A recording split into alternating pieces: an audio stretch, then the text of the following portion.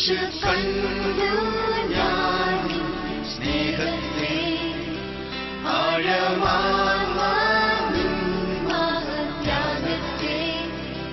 ക്രൂശ് കണ്ടു ഞാൻ സ്നേഹത്തെ ആഴമാത്യാഗത്തെ.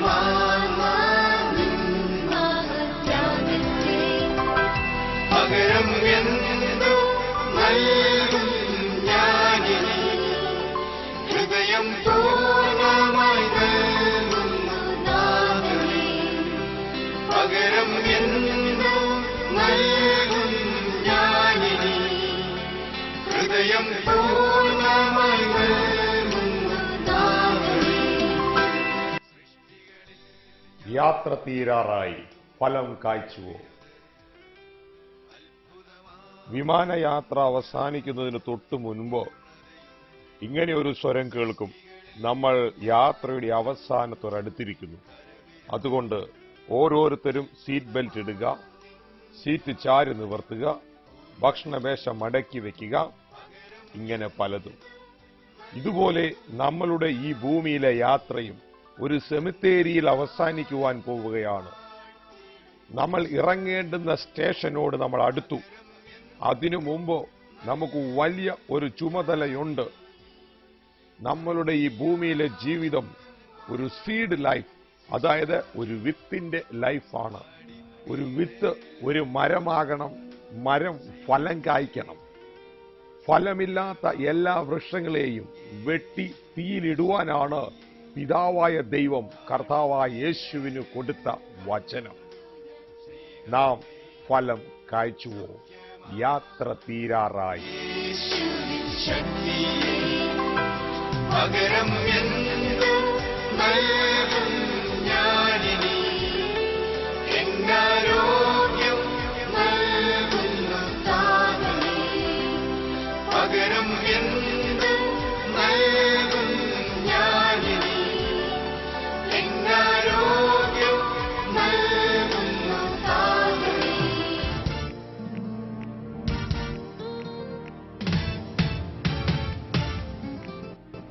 വചനത്തിന് നാം പ്രാധാന്യം കൊടുക്കണം. കൊടുത്തില്ല എങ്കിൽ നാം ആത്മീയ അസ്ഥി പഞ്ചരങ്ങളായി തീരും. അതുകൊണ്ട് ഓരോ ദൈവ പൈതലും വചനത്തിന് നിർബന്ധമായും പ്രാധാന്യം കൊടുത്തിരിക്കണം.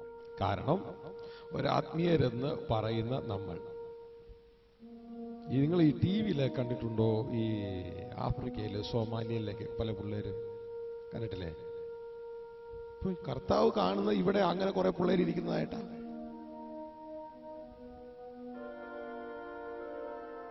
കാരണം ഒരു ദിവസം നമ്മൾ എത്ര പ്രാവശ്യം ഭക്ഷണം കഴിക്കും? ഈ താൽക്കാലികമായ ദ്രവിച്ചു പോകുന്ന, എത്ര സൂക്ഷിച്ചാലും സൂക്ഷിക്കപ്പെടാൻ കഴിയാത്ത ഈ ശരീരം നിലനിർത്താൻ എത്ര പ്രാവശ്യം ഭക്ഷണം കഴിക്കും? എങ്കിൽ മിനിമം അത്രയെങ്കിലും പ്രാവശ്യമെങ്കിലും നമ്മള് നമ്മുടെ എന്നെന്നും നിലനിൽക്കുന്ന ആത്മശരീരത്തിന് വേണ്ടി കഴിക്കണം. അല്ലെങ്കിൽ നമ്മൾ ആരാ? ഇത് നമ്മുടെ ജോൺ ബേർ ഇരിക്കേണ്ട, സഹോദരിയോട് ഇരിക്കേണ്ട ആ കുഞ്ഞിനെ എത്രമാത്രം ശ്രദ്ധയാണെന്നറിയാമോ? എന്തിനാ അവരെ ശ്രദ്ധിക്കണം? ആ കുഞ്ഞിനെ എന്തിനാ ശ്രദ്ധിക്കണം? എന്ത് കൊടുക്കാനല്ലേ ശ്രദ്ധിച്ചോണ്ടിരിക്കണം? എപ്പോഴും അതിന് ഫിസിക്കൽ ഭക്ഷണം കൊടുത്തോണ്ട്, ഫിസിക്കൽ മാതാപിതാക്കന്മാർ തങ്ങളുടെ മക്കൾക്ക് ഫിസിക്കൽ ഭക്ഷണം കൊടുക്കാൻ ശ്രദ്ധിച്ചുകൊണ്ടിരിക്കുമ്പോൾ ദൈവത്തിന്റെ പേര് ആത്മാക്കളുടെ പിതാവ്. ആത്മാക്കളുടെ പിതാവ് ആത്മീയ ഭക്ഷണം കൊടുക്കാൻ ശ്രദ്ധിച്ചുകൊണ്ടിരിക്കും. ഇവര് അതിന്റെ ഫിസിക്കൽ ഭക്ഷണം കൊടുക്കാൻ ശ്രദ്ധിക്കുമ്പോ ആ കുഞ്ഞ് അങ്ങോട്ട് ഓടും ഇങ്ങോട്ട് ഓടും, ഇല്ലേ? അപ്പൊ ഇവരെന്ത് ചെയ്യും? കുഞ്ഞിന്റെ പുറകെ ഓടിയിട്ട് മോനെ അമ്പിളിമോനെ കാണിക്കുക, അത് കാണിക്കുക, ഇത് കാണിക്കാന്നും പറഞ്ഞ് എന്തെങ്കിലും അകത്തു തരും, അല്ലേ? ഇതേപോലെ നമ്മൾ ഇതുപോലെ തന്നെയാ. നമ്മളെയും കർത്താവ് വചനം തരാൻ പിടിച്ചാൽ നമ്മളെന്ത് പറയും? നമ്മളെന്തൊക്കെയാ പറഞ്ഞേ? നിങ്ങൾക്ക് തന്നെ അറിയാമല്ലോ, കാണപ്പെടല്ല, സ്ഥിരം ഫീഡ് ചെയ്ത് വെച്ചിരിക്കില്ലേ? എനിക്ക് ജോലി ഉണ്ടായിരുന്നു, ഞാൻ വന്നപ്പോ ഭാര്യ പറഞ്ഞു എനിക്ക് തലവേദന ആയിരിക്കും എന്ന് പറഞ്ഞു. പിന്നെ എന്റെ കുഞ്ഞു ചുമച്ചു, ഇല്ലേ? അപ്പൊ ഈ കൊച്ചു ഓടി നടക്കുമ്പോ അമ്മ പുറകെ ഓടിയിട്ട് ഒക്കത്തിരുത്തിയിട്ട് കുഞ്ഞിനെ അമ്പലമാനെ കാണിച്ചു തരാം, അത് ചെയ്തു തരാം, ഇത് ചെയ്തു തരാന്ന് പറയുന്നത് പോലെ തന്നെ സ്വർഗത്തിലെ ദൈവം നമ്മൾ ഇങ്ങനെയുള്ള കാര്യങ്ങൾ പറഞ്ഞ് ഓടിക്കൊണ്ടിരിക്കുക. നമ്മുടെ പുറകെ ദൈവം ഓടി വരികയാ. എന്തിനാന്നറിയാമോ? മോനെ മോളെ, നിനക്ക് അറിഞ്ഞുകൂടാ, നീ ഫീഡ് ചെയ്യുന്ന ഈ ശരീരം ഉണ്ടല്ലോ,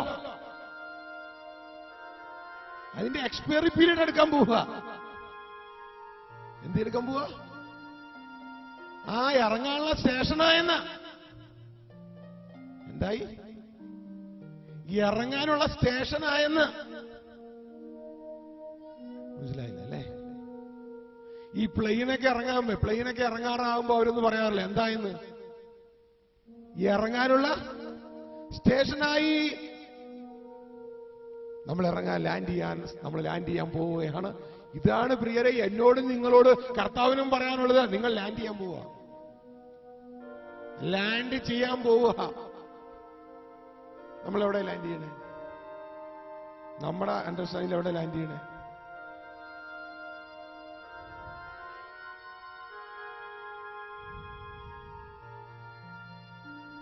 മറ്റെവിടെയല്ല, ഒരു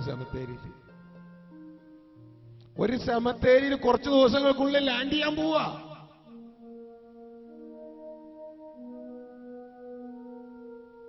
എപ്പോഴും സൂക്ഷിക്കുന്ന ഈ സാധനം ഉണ്ടല്ലോ, കുറച്ച് ദിവസത്തിനുള്ളിൽ ഒരു സെമത്തേരിയിൽ ലാൻഡ് ചെയ്യാൻ പോവാ. നമ്മൾ അതിനെക്കുറിച്ച് ചിന്തിക്കുന്നില്ല. അതിനെക്കുറിച്ച് ചിന്തിക്കാൻ നമുക്ക് ഇഷ്ടമല്ല. അതിനെക്കുറിച്ചുള്ള പാട്ട് കേൾക്കാൻ നമുക്ക് ഇഷ്ടമല്ല.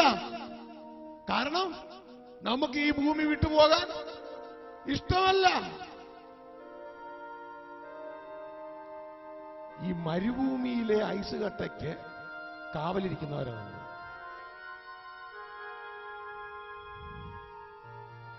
മരുഭൂമിയിലെ ഐസ് കട്ടയെ സൂക്ഷിക്കുന്നവരാണ് നമ്മൾ. മരുഭൂമിയിലെ ഒരു ഐസ് കട്ടയെ ഒരുത്തം കെട്ടിപ്പിടിച്ചോണ്ടിരിക്കുക. ഞാൻ എന്നെ മരുഭൂമിയിലെ ഐസ് കട്ടയെ കെട്ടിപ്പിടിച്ചിരിക്കുന്നവന് എന്നാ പേര് വിളിക്കണം? പറഞ്ഞാട്ടെ, എന്റെ പേര് വിളിക്കണം.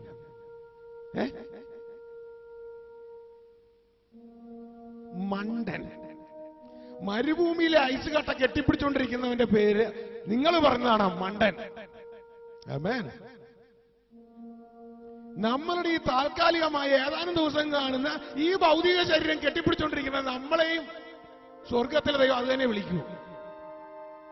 അതുകൊണ്ട് ദൈവത്തിന്റെ വചനം പറയുന്നേ, മനുഷ്യരുടെ ജ്ഞാനം ദൈവത്തിന്റെ സന്നിധിയിൽ പോഷത്വമാ, മണ്ടത്തരമാ.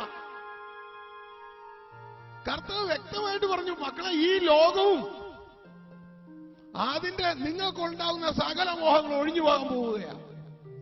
ഇതൊരു സെമത്തേരിയിൽ അവസാനിക്കാൻ പോവുകയാന്നേ. സംശയിക്കേണ്ട, ഇവിടെ തന്നെ അവസാനിക്കും. അതിനുവേണ്ടി അതുകൊണ്ട് ജീവിക്കരുത്. ഈ ശരീരത്തിന് വേണ്ടി ജീവിക്കരുത്. പകരം ശരീരത്തിന്റെ ഉള്ളിൽ ഒരു മനുഷ്യനുണ്ട്. ആ വ്യക്തി ഇവിടം കൊണ്ട് അവസാനിക്കില്ല. ആ വ്യക്തി ചെല്ലണം കണക്ക് പറയുവാൻ. പ്രിയരെ, നമ്മുടെ ലൈഫ് ഈ ഭൂമിയിൽ ഉള്ളത് സീഡ് ലൈഫാ. സീഡ് ലൈഫ്, വിത്തിന്റെ ജീവിതമാണ് നമ്മളുടെ ഈ ഭൂമിയിലെ ജീവിതം. ദൈവം എല്ലാം ഒരു വിത്തിൽ ഉൾക്കൊള്ളിച്ചിരിക്കുകയാണ്. ഒരു വിത്തെന്ന് പറയുന്നത്, ഒരു വിത്തിന്റെ ഉള്ളിൽ ഒരു കാട് ഒളിച്ചിരിക്കുന്നുണ്ട്. ഒരു വിത്തിന്റെ ഉള്ളിൽ ഒരു കാട് ഒളിച്ചിരിക്കുന്നുണ്ട്. ഓരോ വിത്തും ഒരു വൃക്ഷത്തിന്റെ അല്ലെങ്കിൽ ഒരു കാടിന്റെ വാക്തത്വമാണ്.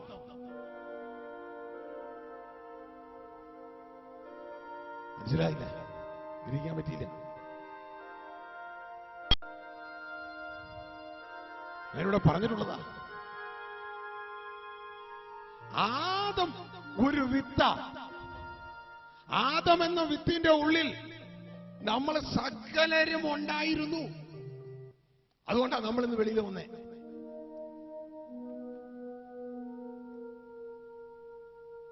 ദൈവവചനം വായിച്ചാട്ടെ. ഉൽപ്പത്തി പുസ്തകം 1-ാം അധ്യായം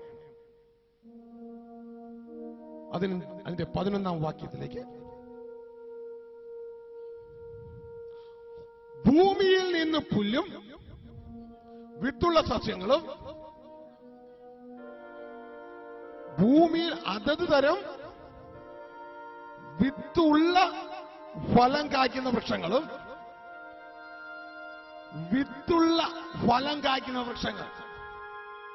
ഇംഗ്ലീഷ് ബൈബിൾ എഴുതിയിരിക്കുന്നത് ഇങ്ങനെയാണ്, whose seed is in itself. ഓരോ വൃക്ഷത്തിന്റെ ഫലത്തിലും അതിന്റെ ഉള്ളിൽ അതിന്റെ സീഡുണ്ട്. ഓരോ വൃക്ഷത്തിന്റെ ഫലത്തിലും അതിന്റെ ഉള്ളിൽ അതിന്റെ സീഡുണ്ട്. സീഡിന്റെ ഉള്ളിൽ എന്തുണ്ട്? വിത്തിന്റെ ഉള്ളിൽ എന്തുണ്ട്? വിത്തിന്റെ ഉള്ളിൽ ജീവനുണ്ട്. ആ ജീവൻ എന്തിനെ കൊണ്ടുവരും? മറ്റൊരു വൃക്ഷത്തെ കൊണ്ടുവരും. ആ വൃക്ഷം എന്തിനെ കൊണ്ടുവരും? ധാരാളം ഫലത്തെ കൊണ്ടുവരും. ഈ ഫലത്തിന്റെ ഉള്ളിലൊക്കെ എന്നാ ഉണ്ട്? വിത്തുണ്ട്. ഈ വിത്തിന്റെ ഉള്ളിൽ എന്നാ ഉണ്ട്? വൃക്ഷമുണ്ട്. ഈ വൃക്ഷത്തിൽ എന്നാ ഉണ്ട്? ഫലമുണ്ട്. ഈ ഫലത്തിന്റെ ഉള്ളിൽ എന്നാ ഉണ്ട്? വിത്തുണ്ട്. വീണ്ടും തിരിച്ചു തിരിച്ച് ഈ സൈക്കിള് പോയി പോയി പോയി പോയി എന്തോ ഈ ഒരു വിത്തിനുള്ളിൽ എന്തോ ഉള്ളേ വലിയൊരു ഫോറസ്റ്റ് തന്നെ. മനസ്സിലാവുന്നുണ്ടോ? ഈ വിത്തിന്റെ ഉള്ളിലുണ്ട്. ദൈവം ഇത് അങ്ങനെയാണ് ഇതിനെ ക്രിയേറ്റ് ചെയ്തിരിക്കുന്നേ. ദൈവം ഒരു പ്രാവശ്യം ഒരു മനുഷ്യനെ ഉണ്ടാക്കിയിട്ട് പിന്നെ ഓരോ പ്രാവശ്യം മനുഷ്യനെ ഉണ്ടാക്കുകയല്ല. പകരം ദൈവം ഒരു പ്രാവശ്യം ഉണ്ടാക്കി, ആ ഉണ്ടാക്കിയതിന്റെ ഉള്ളില് ദൈവം സകലം നിക്ഷേപിച്ചു കഴിഞ്ഞു. മനസ്സിലാവുന്നുണ്ടോ? ആമേൻ.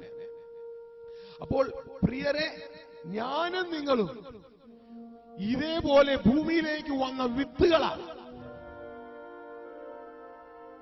ഈ വിത്ത്, ആ വിത്തിന്റെ ഉള്ളിൽ ദൈവം ചില നിക്ഷേപിച്ചിട്ടുണ്ട്, ഡിപ്പോസിറ്റ് വെച്ചിട്ടുണ്ട്. നമ്മളുടെ പദ്ധതി എന്ന് പറയുന്നത് ദൈവം വിത്തിന്റെ ഉള്ളിൽ നിക്ഷേപിച്ചത് ഈ ഭൂമിയിൽ നമ്മൾ ഇറക്കണം. ഈ ഭൂമിയിൽ നമ്മൾ ഇറക്കണം. ദൈവം നമ്മൾ നിക്ഷിപ്തമാക്കിയിട്ടുള്ള പദ്ധതികൾ ഇതാണ്. അല്ലാതെ ഇതൊന്നും ഇറക്കാതെ ഈ ഭൂമിയിൽ നാം അവസാനിക്കരുത്. ഒരു വിത്ത് അത് അതിന്റെ ഉള്ളിലുള്ളതൊന്നും പുറത്തേക്ക് കൊണ്ടുവരാതെ ഈ ഭൂമിയിൽ തന്നെ നശിച്ചാൽ അതുകൊണ്ട് അതിന് പ്രയോജനമില്ല.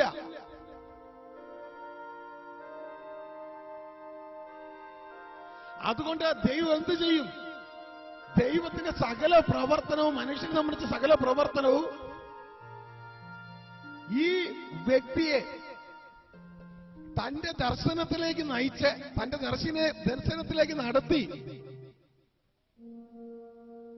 ആ വ്യക്തിയുടെ ഉള്ളിലുള്ള ആ ഫലത്തെ ഭൂമിയിൽ വെളിയിലെടുക്കുക എന്നുള്ളതാണ് ഈ ചെറിയ സമയം കൊണ്ട്.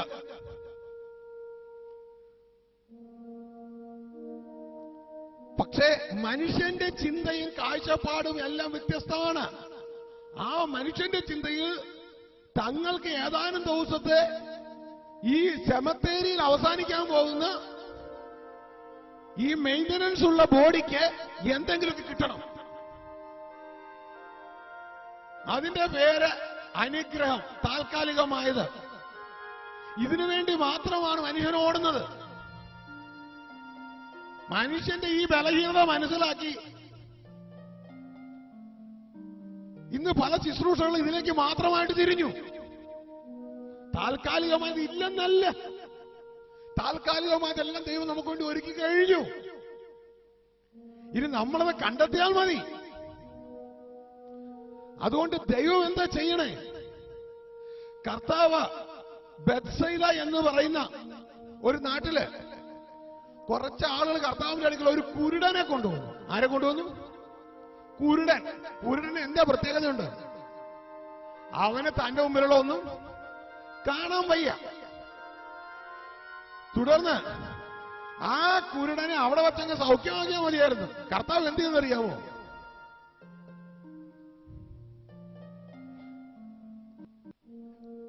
കർത്താവ് അവനെ അവിടുന്ന് കൈക്ക് പിടിച്ചിട്ട്, മോനെ, ഇതിന്റെ അർത്ഥം ഇതാണ്, നിന്നെ ഞാൻ ഇവിടെ എങ്ങും അല്ല നിർത്തിയത്, പക്ഷെ നീ വന്ന് നിൽക്കുന്ന സ്ഥലം ഇത്. അവനെ അവിടുന്ന് ആദ്യം ആ നാട്ടിൽ നിന്ന് വെളിക്കൊണ്ടു.